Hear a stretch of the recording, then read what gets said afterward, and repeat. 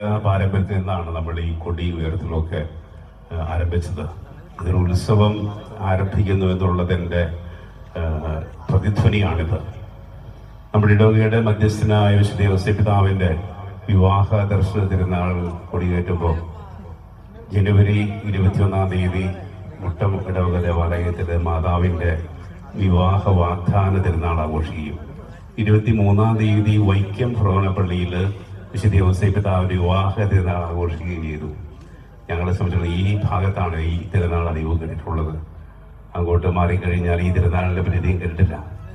ഇപ്പോൾ മൂന്നാമത് ഞാനിവിടെ ആണ് മാതാവിൻ ഔസേപ്പിതാവിൻ്റെ വിവാഹ തിരുനാളാണ്.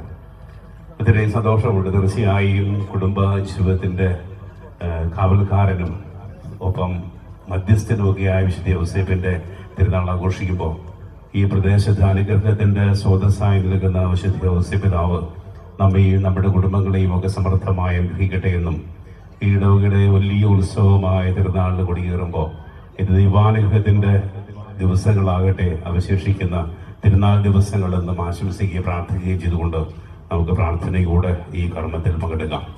പിതാവിന്റെയും പുത്രന്റെയും പരിശുദ്ധാത്മാവിന്റെയും നാമത്തിൽ മേഘങ്ങളെ വാഹനമാക്കി കാറ്റിന്റെ ചെറുകളിൽ സഞ്ചരിക്കുന്ന ബലവാനായ ദൈവമേ, ഞങ്ങൾ അങ്ങേ ആരാധിക്കുന്നു. അങ്ങയുടെ മഹോന്നതനും വിശുദ്ധരുടെ ബഹുമാനത്തിനുമായി ഞങ്ങൾ ഉയർത്തുന്ന ഈ പതാക പിതാവിന്റെയും പുത്രന്റെയും പരിശുദ്ധാത്മാവിന്റെയും നാമത്തിൽ ആശീർവദിക്കണമേ. ഈ പതാക വണങ്ങുന്നവർക്കെല്ലാം അങ്ങയുടെ സഹായം ലഭിക്കുമാറാകട്ടെ, ഇപ്പോഴും എപ്പോഴും എന്നേക്കും. ആമേൻ.